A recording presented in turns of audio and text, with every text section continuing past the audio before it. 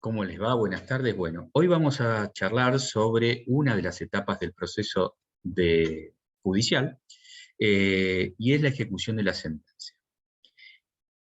Una vez que ustedes presentó el litigio, substanciado el proceso, dictada la sentencia, se puede producir en determinados actos decisorios, algunos se cumplen por sí mismos, pero cuando el derecho reconocido constituye una obligación de dar, de hacer o de no hacer, estamos frente a una sentencia de condena.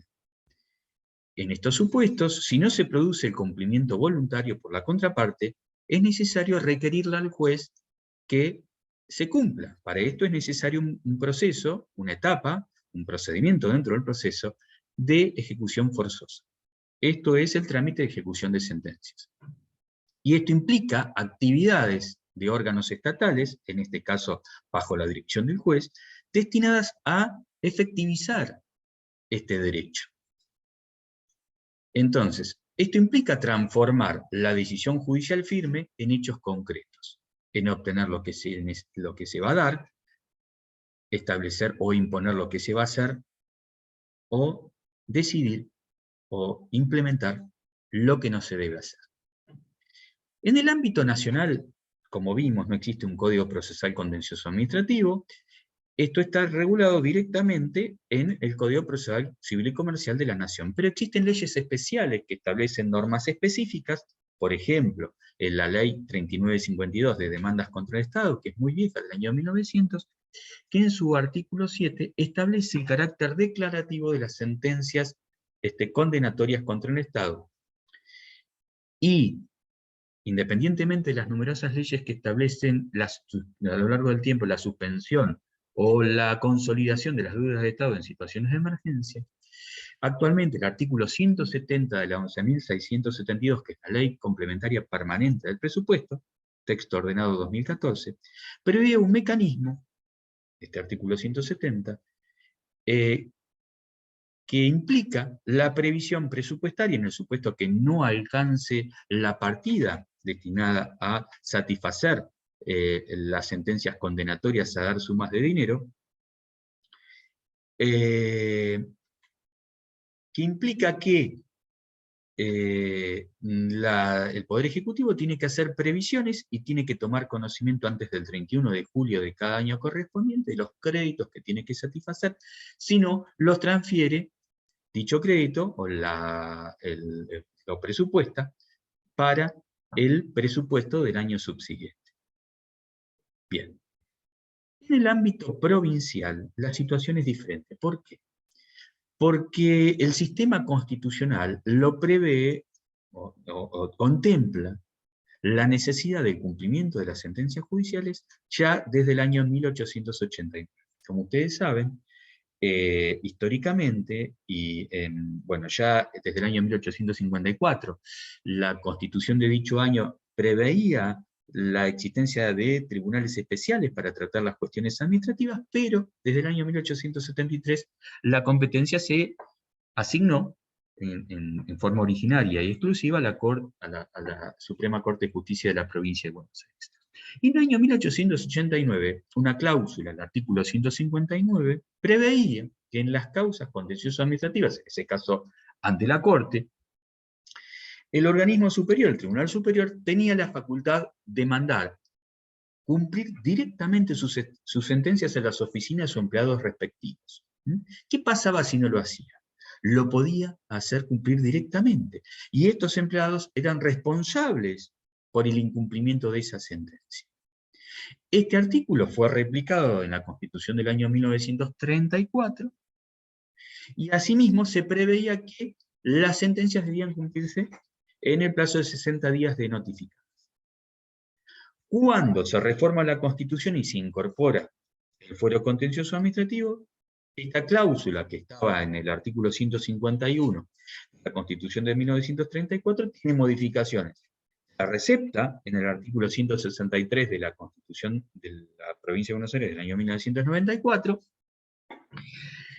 se prevé como una atribución de todos los tribunales En una primera parte, el artículo 163 dispone que la Suprema Corte de Justicia y todos los tribunales disponen de la fuerza pública para hacer cumplir sus decisiones, es decir, un reconocimiento genérico del uso de fuerza en cabeza de los tribunales, pero en las causas contenciosas administrativas, tanto la Corte con los demás tribunales competentes, que son fundamentalmente los jueces de primera instancia, o las cámaras, en aquellos supuestos que tengan competencia originaria, estarán facultados para mandar o hacer cumplir directamente sus sentencias por las autoridades o empleados correspondientes, si el obligado, que es el organismo demandado, no los cumpliera en el plazo de 60 días de notificar. Es parecida, pero es mucha más amplia que la cláusula de la Constitución anterior. Y, asimismo, establece que los empleados o funcionarios a los cuales se manda a hacer cumplir directamente serán responsables por el incumplimiento de las decisiones judiciales. Entonces, tenemos como el artículo 163 establece una cláusula que garantiza el cumplimiento de las sentencias. Ya la Constitución se está asegurando el cumplimiento de las sentencias. Posteriormente, el Código Procesal Contencioso Administrativo de la Provincia de Buenos Aires, la Ley 12.008, vimos que tenía un primer título destinado a regular el proceso ordinario y otro a los procesos especiales, el que regula los procesos ordinarios. En uno de sus capítulos, el capítulo 12, regula el proceso de ejecución de sentencia.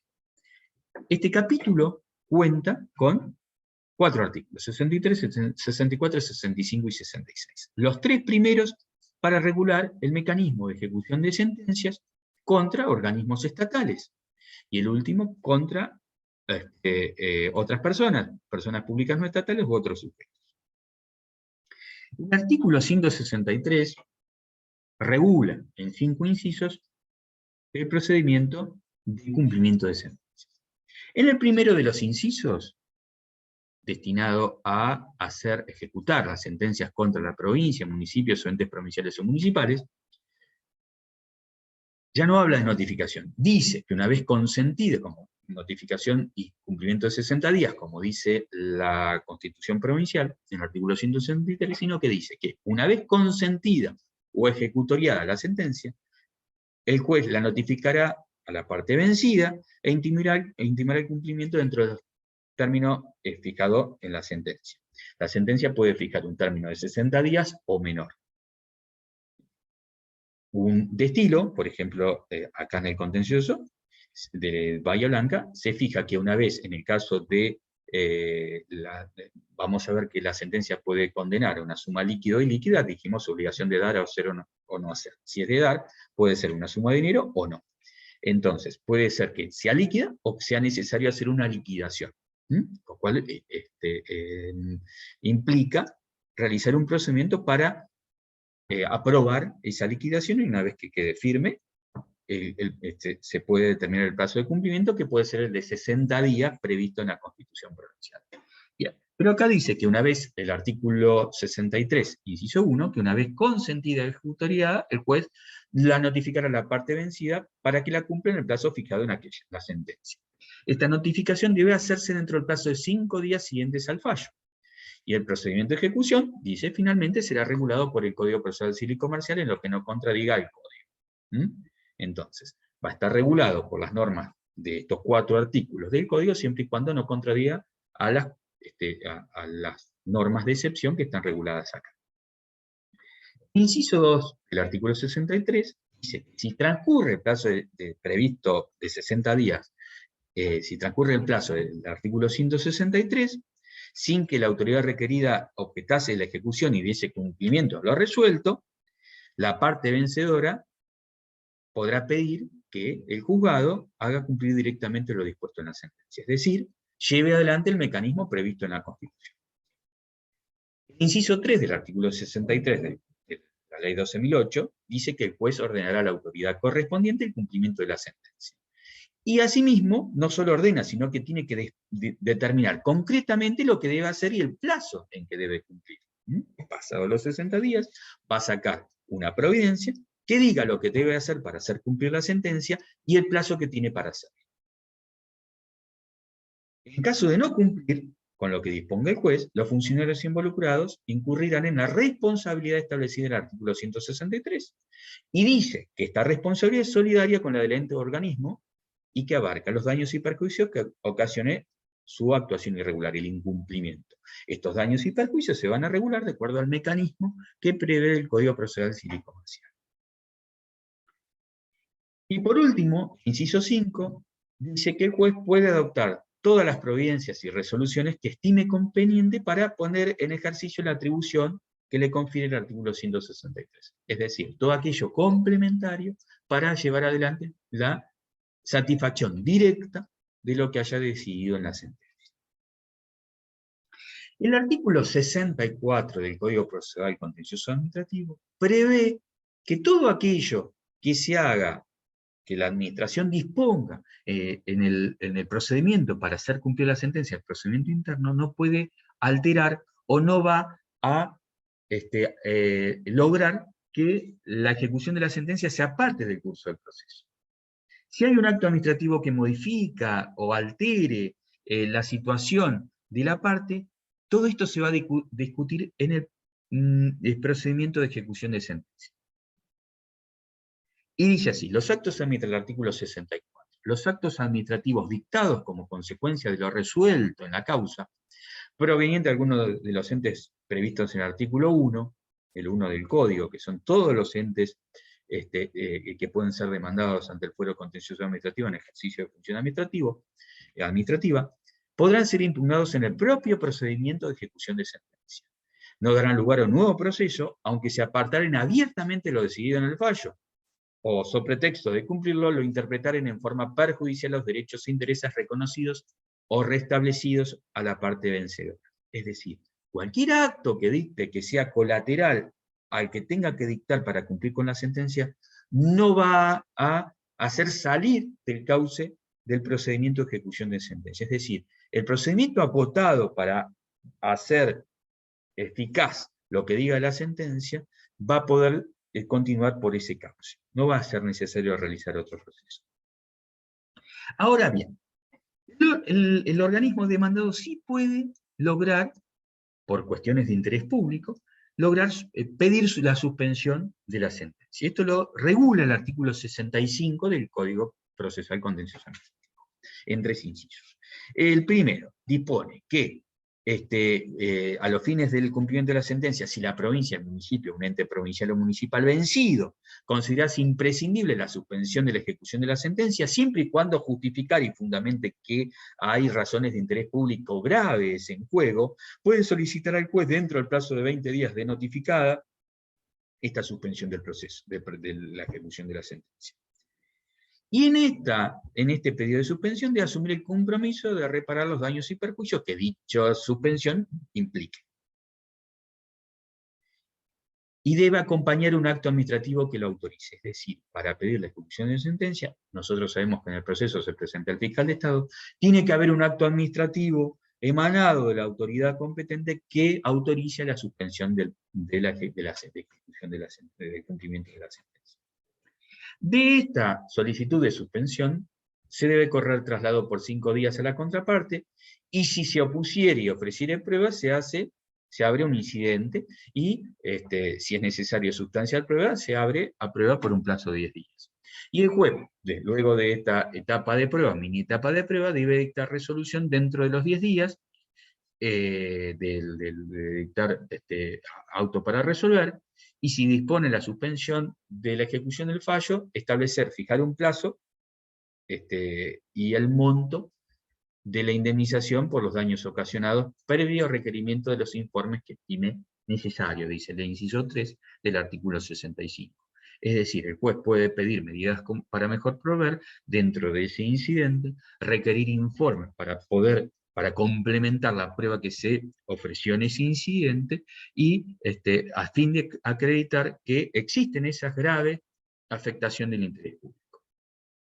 Y como dijimos, el artículo 66, el último de los artículos del capítulo, prevé el régimen o la aplicación supletoria del Código Procesal Civil y Comercial cuando la ejecución de la sentencia lo sea contra particulares o personas públicas no estatales. Dentro del Código Procesal Civil y Comercial de la Provincia de Buenos Aires, en el libro 3, destinado a regular los procesos de ejecución, el título 1 está contemplada la ejecución de las sentencias, y en el capítulo 1, la ejecución de sentencias de tribunales argentinos, regulados artículos 497 a 514. Acá tenemos la definición en el artículo 497, las resoluciones ejecutables; en el artículo 498, la aplicación de otros títulos ejecutables, por ejemplo, la ejecución de honorarios; artículo 499, quién es el juez competente; y después, regulado el procedimiento y la ejecución de distintos tipos de obligaciones. El artículo 500, de ejecución de sumas líquidas; el artículo 501, cuando es una suma ilíquida, la determinación de la liquidación; el artículo 502, cuando se produce la conformidad o